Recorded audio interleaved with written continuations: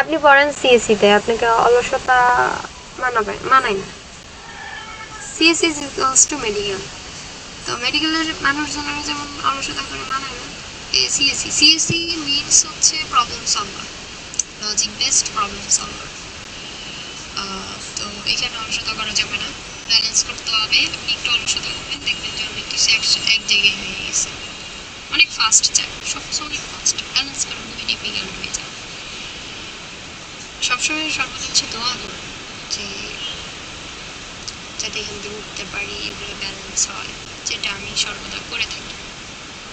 কারণ সব কিছু ব্যালেন্স করা, সব কিছু একটু ডিফিকাল্টি হয়ে যায় মাঝে মধ্যে। ওই কুল কিনারা খুঁজে পাওয়া যায়, আমার এটা হয়েছে। বাট ওইখান থেকে উঠে আইসা ভালো মতোই ফার্স্ট সেমিস্টার কমপ্লিট করে ফেলছি আলহামদুলিল্লাহ। আপু সিজি কত? সিজি কত এটা আমি কাউকে বলি নাই, আমার ব্যাচমেট অনেকেই জিজ্ঞেসে, শুধু টিচারদের দেখাইছি, টিচাররা বলছে এইটা মেনটেন করতে হবে। আচ্ছা আচ্ছা, ওই জন্য কিছু একটা ধারণা পাওয়া গেছে আর কি। হ্যাঁ, বলছি এটা মেনটেন করতে হবে। কালকে যখন